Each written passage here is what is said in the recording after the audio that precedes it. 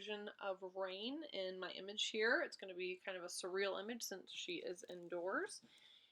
So I'm going to start by making a copy of my background. I notice I have sort of an, extra part here that I don't need, so I'm going to get rid of that part of the background by going up to Edit, Fill, Content Aware, and then Photoshop will use the AI to pretty easily get rid of that, as you've seen in several videos so far.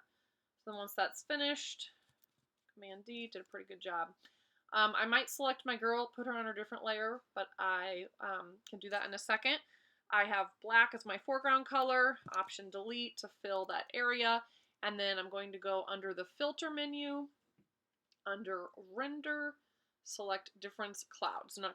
It will make clouds based on my foreground and background color, so if I had green and blue, it would make green and blue clouds. In this case, it's going to be black and white, which is what I want to be able to do my next step. So Render, Difference Clouds, and then here we have it. If you want to do it again every time, it'll create new clouds, new random variations. I'm just going to zoom out, Command T to transform, and then maybe make my clouds a little bit bigger, different angles. I can kind of place it where I want it.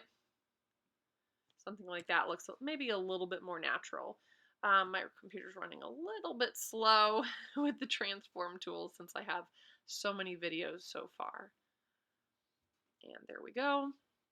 We can zoom in now. You can go View, Fit on Screen in order to see your document close up. So there's my clouds. I'm going to title that layer Clouds.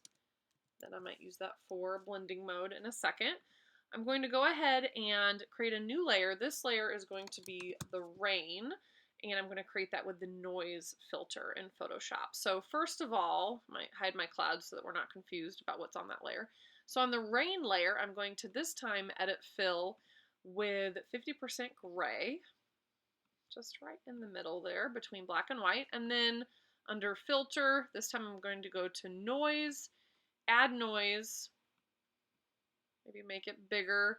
Instead of uniform, I would choose Gaussian blur, so it's a little bit more randomized. And then instead of like color, you want it to be monochromatic for sure, so that it's blacks and whites. And you might even do the same thing, or you kind of zoom in a little bit, Command T, or edit transform, and make this rain a little bit bigger. We're going to add some motion blur here. Enter. And then actually what we might do is try adding some clouds onto a mask that we use to hide parts of this rain layer. Okay, so we're going to add a motion blur eventually and give it like a look of streaks. So for example, if I were to do that right now under blur and then add motion blur, you can kind of see what that would look like. We obviously can't see through it. It's opaque. So there's the preview of what that would look like with the rain. We might click OK. And then if I add, this is, you kind of saw the numbers. So you can affect the amount of motion blur with the sliders. Hopefully it works a little bit faster on your computer if you don't have so much saved on the desktop. So it's thinking. And then we can add a blending mode of, say, maybe screen or something, so it gives it that rainy look. And then if we add a mask, we can add different clouds on the mask. So we might do Option Delete and fill the mask with black, and now filter Render, and then choose Difference Clouds. So it's going to add some black and some white areas on the mask itself. So where it's white, the rain will show through. Where it's black, the rain will be hidden. So we can see our subject, and you can kind of see what that looks like.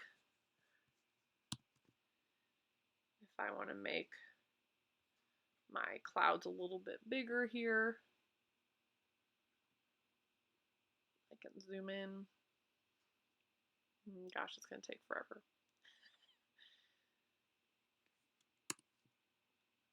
Okay, we'll just apply it for now so it doesn't take too long. Oh boy.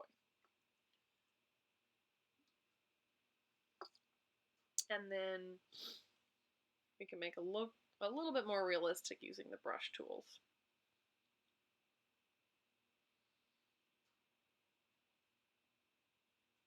I'm going to have to edit this video down. It's taken too long to think.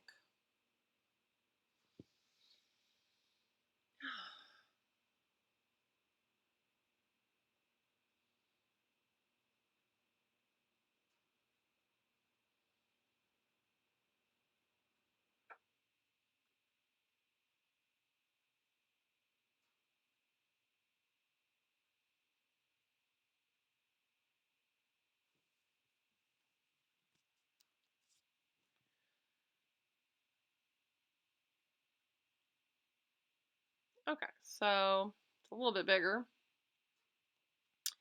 So parts of it are hidden, parts are revealed. So I might even add like a blending mode on this cloud layer. Overlay, so if I go to this mask, turn on my brush, kind of hide where she is. So wherever I click and drag with my brush, it's going to hide that part of the layer. And then I might even composite and add another cloud at the top. If I add white, you can see then it'll make the rain that much more obvious. So it might even be better to custom paint your own clouds using the mask on top of the render cloud layer. And we can see our rain at the top, and we can see our model through the rain at the bottom. So it looks like a stormy day inside the photo studio.